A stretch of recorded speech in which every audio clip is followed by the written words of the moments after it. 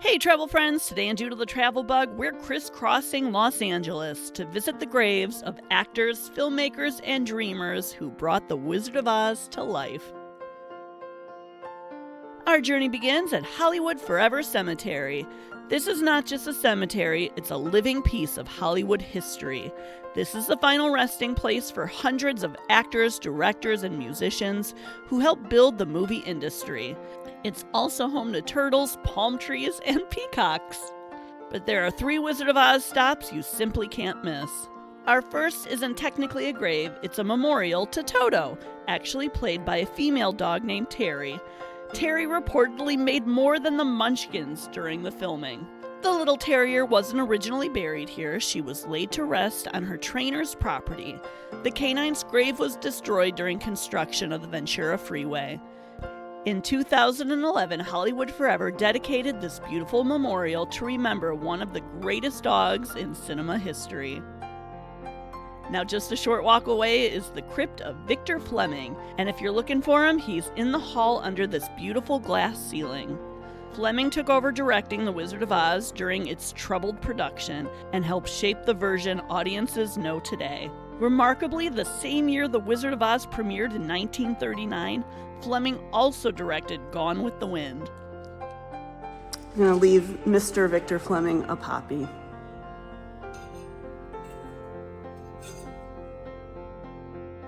Now our final stop here is perhaps the most emotional, the resting place of Judy Garland. When Judy was just 16 years old, she played the role of Dorothy Gale and blessed the world with her voice on Over the Rainbow. Her crypt has become one of Hollywood Forever's most visited locations. Fans from all over the world leave flowers, letters, and yellow bricks. One of the most touching details is that many devoted fans have chosen to purchase cremation niches in the same mausoleum surrounding Judy. They wanted their own final resting place to be near the woman whose work meant so much to them. Our next stop is just a few miles away at one of the most beautiful cemeteries in America, Forest Lawn, Glendale. This is home to countless Hollywood legends, but we're here to visit the man who dreamed up Oz itself. Before there was Dorothy and before there were ruby slippers, there was L. Frank Baum. Baum wrote The Wizard of Oz, creating a fantasy world unlike anything we've seen before. And now, more than a century after he first invited readers to follow the yellow brick road, people are still making that journey. So, Jim, do you know how they came up with the witch's name for in Wicked, Elphaba? Elphaba? No, I don't. Elphaba. So, L-F-A-Ba.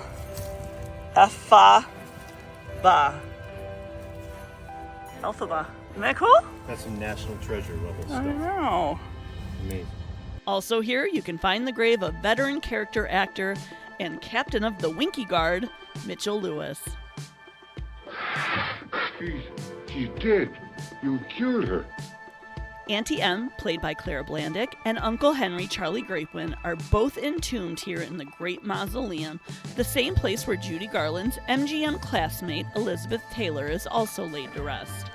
However, Blandick and Grapewin's hallways were both roped off when we were there, so call ahead of time.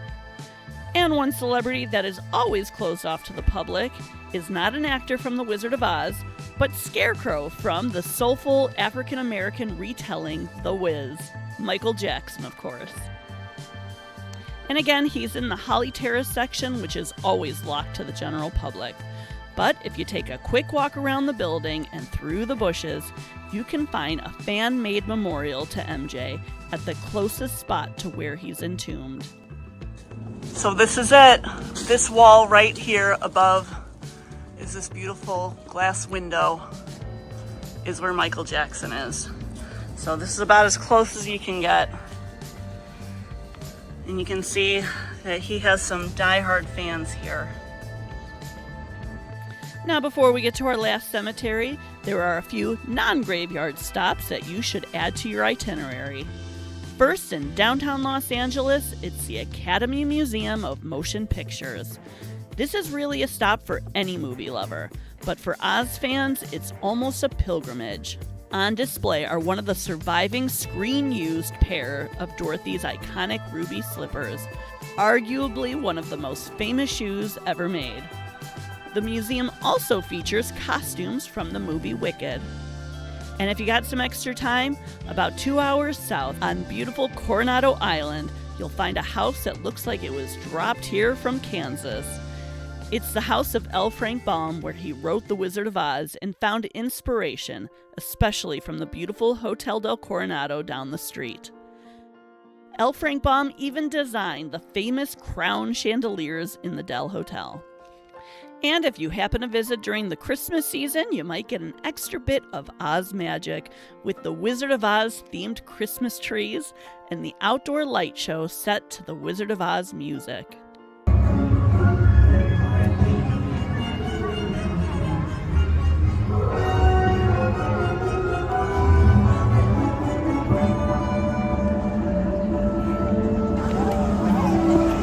It's snowing!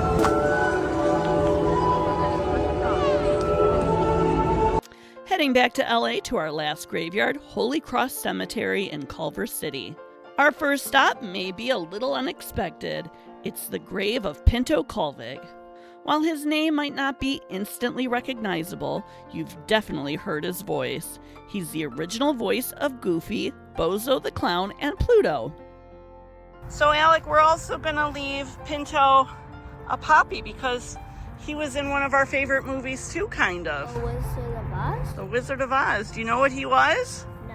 He was the voice of the Munchkins for the Lollipop Kids. He didn't play the Lollipop Kids, but he was the voiceover actor. Remember how we learned about voiceover acting at Warner Brothers Studios a few days ago?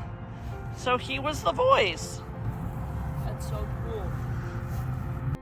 Next, down the hill from the Stone Grotto is the grave of actor Jack Haley. Jack gave us the memorable performance of If I Only Had a Heart. He's the Tin Man, and my personal favorite. It's hard to believe he wasn't the studio's first choice, not even their second. Okay. There's a poppy. So he got really, well, I don't know, kind of lucky because the actor who got the job first had an allergic reaction to the makeup. So he wasn't actually the first choice for the Tin Man. Actually, the first choice of the Tin Man was actually the Scarecrow. And the Scarecrow wanted not such a stiff part. So the actor asked if he could play the Scarecrow. They got another guy for the Tin Man, and he had a horrible allergic reaction to the makeup. And so they found Jack Haley then. Hey. Buddy Ebsen, aka Jed Clampett, was originally going to play our Tin Man. Our final stop is inside the mausoleum where Ray Bolger, the Scarecrow, is entombed.